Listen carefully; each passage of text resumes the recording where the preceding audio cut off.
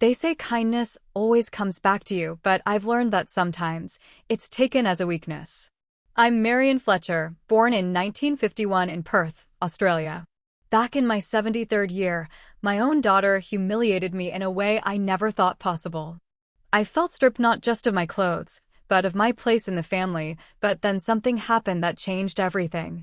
Today, at 74, I'm finally sharing this because no one should be made to feel invisible in their own family. If you're listening, drop your city in the comments below and don't forget to like and subscribe. The day of my granddaughter Lily Prescott's engagement party was supposed to be a celebration. I'd been looking forward to it for weeks. The house was buzzing with activity. Caterers moved about like clockwork, the scent of roast lamb and fresh eucalyptus arrangements filling the air. Claire Prescott, my daughter, was in her element, directing everyone with her usual sharp precision. She had always been meticulous, but lately, that precision had started to feel more like control. Matthew Prescott, my son-in-law, moved in and out of rooms, checking his watch more than he checked in on me. Before the guests began arriving, I decided to freshen up. I slipped into the upstairs bathroom for a quick bath. It was my small moment to collect myself before being swept into the noise.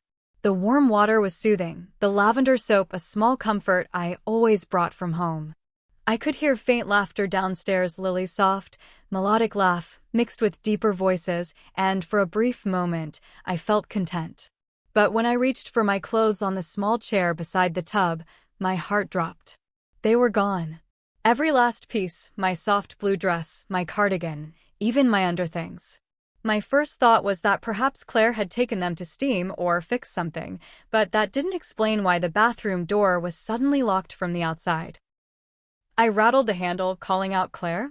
Matthew? Is someone there?" From the other side, Claire's voice came, cold and clipped. "Mom, you'll stay in there until I say so. The guests are arriving, and I don't want you wandering around looking unprepared." Unprepared? My voice cracked, not from fear, but from a kind of shock that almost froze me in place. "It's Lily's day, Mom," she continued. "We can't have you wearing something old and frumpy. I'll bring you something later." Then her footsteps faded. I sat back on the edge of the tub, my skin prickling from the cool air, my heart thumping in a way I hadn't felt in years.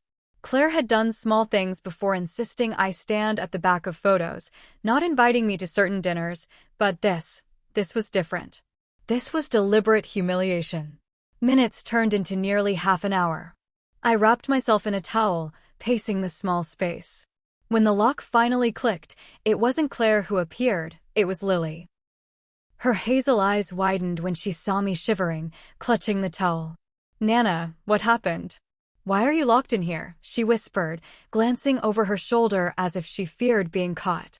I told her in the simplest words possible, my throat tightening. She didn't ask more questions. She just disappeared and returned with a rose-pink dress from her own wardrobe. It was delicate, with a soft lace bodice and a skirt that shimmered faintly in the light. "It'll fit," she said, handing it to me. "And you'll look beautiful. Don't let Mom keep you in here." Slipping into Lily's dress was like slipping into armor, not heavy, but enough to make me feel present again. When I stepped out, the hallway was quiet. I walked slowly toward the staircase, each step echoing louder in my mind than on the polished wood. As I descended, conversations paused. Eyes turned. Some smiled warmly, others looked away quickly. Claire spotted me and froze, her champagne glass hovering midair. "Mother, what are you wearing?" she asked, her voice pitched in that tone people use when they're smiling but not smiling. "Something lovely," I replied softly, without breaking eye contact. Lily appeared behind me, slipping her arm through mine, her presence grounding me. I moved through the crowd, greeting old friends, ignoring the undercurrent of whispers. But inside, something had shifted. It wasn't just about the dress. It was about taking back the space Claire had tried to lock me out of. Later, as I stood by the garden doors watching the fairy lights twinkle across the lawn, I overheard Matthew's voice drifting from the study. The door was slightly ajar. "She's getting more stubborn," he muttered. Claire's voice followed. "That's why we need to get the paperwork sorted. The house, the accounts, it'll all be easier if we take over now, before she declines." My chest tightened. My house. My accounts. The things I had worked for, saved for, and even used to help them buy their own home years ago. They didn't see me step back into the shadows. My pulse was steady now, strangely steady, like my body knew something my heart was just catching up to. This was no longer about an engagement party or a missing dress. This was about my life, my independence, my dignity. That night, I smiled through the rest of the evening. I danced with Lily, laughed with her friends, and even complimented Claire's catering choices. No one, not Claire, not Matthew, suspected that in my mind, I had already begun planning my next move. The morning after the engagement party, the house felt unnaturally quiet. The clinking of glasses and laughter from the night before had been replaced with the faint hum of the refrigerator and the occasional creak of the timber floorboards. I sat at the kitchen table, sipping my tea from the old porcelain cup Lily had given me for my 70th birthday. Every time I brought it to my lips, I could see her handwriting in the card she'd tucked alongside it. To my Nana, never forget you're my favorite person in the world. That memory alone kept my hand from shaking. Claire breezed in, still wearing her silk dressing gown, her hair tied up in a careless knot that I knew had taken half an hour to perfect. She poured herself coffee, not meeting my eyes. I trust you'll return the dress to Lily today, she said casually, as if the night before had been nothing more than a misunderstanding. I will, I replied evenly, but not before I get a proper dry clean done. My tone was light, but my eyes didn't leave hers. Her lips curved slightly, though it wasn't a smile. Good. I just didn't want you to feel out of place last night. Out of place. The words rolled through my mind like a sour taste. After breakfast, Lily came by to collect some leftover flowers. She hugged me tightly, her voice dropping low. I don't know what's going on with Mum, but I'm on your side. She glanced toward the hallway to make sure Claire wasn't near. Nana, you should know I heard them too. In the study. About the house. Her admission didn't surprise me. I simply nodded. It's all right, love. I'm aware. Later that day, I returned home to my cottage on the edge of Kings Park. The air there felt freer, more honest. My gardenias were blooming, their scents spilling into the front path. I walked through each room, taking in every photo, every book, every chair that I had chosen over decades of living. This was my life, not a piece of property to be sorted out by someone else. I called Margaret O'Connell, my oldest friend. She'd been a solicitor before retiring, sharp as a tack and utterly unafraid of hard truths. Margaret, I began, I need to talk to someone who understands wills, power of attorney, and how to keep certain people from meddling in what's mine. She chuckled. So, it's finally come to that, has it? Kettle on. Come by at 4. By the time I sat across from her in her sunroom, the golden afternoon light spilling over the floral armchairs, I'd told her everything from the locked bathroom to the conversation in the study. She listened, her fingers lightly drumming the arm of her chair. Marian, the first thing you need to understand is this. The law is on your side if you act before they try anything formal. The second thing is you must stop giving them access to your finances immediately. I'd been letting Claire manage some of my accounts for years, mostly because she insisted it was easier if bills were streamlined. I'd thought I was being practical. Now I saw it for what it was, a slow handover of control. That evening, I drove to my bank before closing time. The young teller, a polite man named Daniel, recognized me. Mrs. Fletcher, how can I help? I need to change the signatories on all my accounts, I said, my voice steady. Effective immediately. It took nearly an hour, with signatures, verifications, and a new online access system set up entirely in my name. As I left, I felt a strange lightness, as if I'd cut an invisible rope that had been tugging at me for years. 2 days later, I met with Margaret's former colleague, now a practicing solicitor, to update my will. I removed Claire and Matthew entirely. Everything from my home, my savings, my small but valuable jewelry collection would go to Lily. If she chose to share it, that would be her decision, but it would be from kindness, not entitlement. Meanwhile, Claire and Matthew seemed unaware of my moves. They called occasionally, always with a request attached. Mom, could you transfer a bit to help cover the caterer's extra costs? Or, Mother, we've been looking at renovations. We'll need to talk about the equity in your house. Each time, I deflected with vague promises to look into it. The turning point came a week later when Lily invited me for tea at her fiancé's apartment. Oliver was a kind young man, attentive without being overbearing. As we sipped chamomile tea and nibbled shortbread, Lily leaned closer. "Nana, Mom's going to be furious when she realizes. Are you ready for that?" I smiled faintly. "I've lived through worse storms, love. This one will pass." But inside, I wasn't aiming for the storm to pass. I was preparing for it to break, and when it did, I would be the one standing firm while the wind howled around me. I didn't have to wait long. Claire arrived at my cottage unannounced one Thursday morning, her heels clicking sharply on the veranda. She didn't bother with pleasantries. "Mother, I just spoke to the bank. They refused to discuss your accounts with me." "What's going on?" I set down my pruning shears and faced her. "What's going on," I said slowly, "is that I've decided to manage my own affairs. You and Matthew don't need to concern yourselves with my finances anymore." Her eyes narrowed. "You can't make these decisions without consulting us." I almost laughed. "Consulting you? Claire, it's my life. My money. My home. I've been generous with you more than you realize, but that generosity does not entitle you to ownership." She sputtered something about family unity, about keeping things in the family. But I could see the real fear behind her words. She'd lost control. By the time she left, slamming the gate behind her, I felt something I hadn't had in years: freedom. It wasn't loud or triumphant. It was quiet, steady, like the hum of the sea on a still day. That evening, I sat in my garden under the fairy lights I'd strung myself years ago, sipping a glass of wine.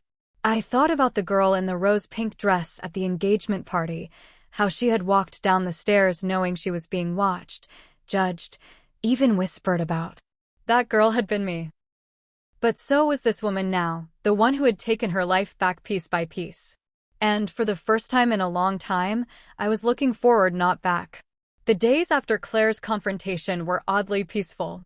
There were no more phone calls from Matthew with thinly veiled requests for just a small loan, no sudden visits from Claire to check in on my well-being while scanning my living room as though taking inventory. The quiet wasn't trust, it was distance. And for me, that distance was the space I needed to finish what I had started. One crisp Saturday morning, I walked to my solicitor's office in the city to finalize the last of the legal documents. The streets of Perth were alive with weekend shoppers, the air filled with the scent of fresh bread from the bakery on the corner. I passed shop windows filled with summer dresses, hearing the faint echo of the rustling lace from Lily's rose-pink gown in my memory. That dress had been the turning point, a moment where humiliation had sparked a fire in me I hadn't known was still burning. Inside the solicitor's office, Ms. Dalton, a practical woman in her late 40s with glasses perched on her head, slid the paperwork across the desk. "This," she said, tapping the page, "makes your granddaughter Lily Prescott the sole beneficiary of your estate. It also makes her your enduring power of attorney if you are ever unable to make decisions yourself. That way, no one else," she paused deliberately, "can step in without your consent." I signed without hesitation. The scratch of my pen felt like the closing of a door, not in bitterness, but in relief. When I stepped back outside into the sunlight, I felt lighter. I wasn't cutting ties with my family entirely. I was protecting the only part of it that still felt like family. Lily had never once treated me as a resource, a wallet, or an inconvenience. She saw me. And in the end, that was worth more than shared DNA or years of history. Later that week, Lily came by for dinner. She arrived with a basket of fresh vegetables from the market and a bottle of wine. "I thought we could make something together," she said, slipping off her jacket. We cooked in my small kitchen, chopping carrots, stirring a lamb stew, and talking about everything except Claire and Matthew. There was no plotting, no whispering, just two people enjoying each other's company. Halfway through the meal, she put her spoon down. "Nana, I know you've been through a lot lately. But I want you to know Oliver, and I want you in our lives. Always. Not because of anything you can give us, but because you're you." Her words warmed me more than the food ever could. I reached across the table, squeezing her hand. "That's all I've ever wanted, love. Just to be wanted for me." The real test came sooner than I'd expected. Claire called one evening, her voice sharp with restrained anger. "Mother, I've just learned you've rewritten your will. Is this some sort of punishment?" "No," I replied calmly. "It's protection. For me and for Lily. You're choosing her over your own daughter," she snapped. I let the silence stretch before answering. "I'm choosing the person who treats me with respect. That's not about titles, it's about actions." She hung up without another word. And in that moment, I knew there would be fallout. But I also knew I could face it. I'd lived long enough to understand that protecting your peace sometimes means accepting the loss of those who disturb it. Weeks passed. The gossip trickled through mutual friends' whispers about me being manipulated by Lily, about me being too stubborn for my own good. I didn't waste energy defending myself. People will believe what fits their comfort. The truth doesn't need an audience, it needs to be lived. I began filling my days with small joys. Early walks through Kings Park, where the magpies sang in the morning light. Afternoons painting in the sunroom, even if most of my canvases ended up as splashes of color that made sense only to me. Dinners with Lily and Oliver, where laughter came easily and I never felt like I had to measure my words. And then, one warm spring evening, Lily surprised me with an invitation. "It's not an engagement party," she said with a cheeky smile. "It's a thank you dinner. For you."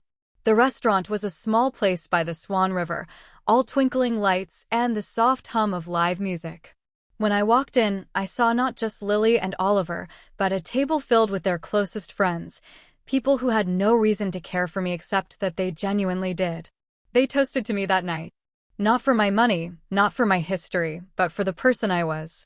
I looked around at their smiling faces, feeling something I hadn't felt in years, belonging.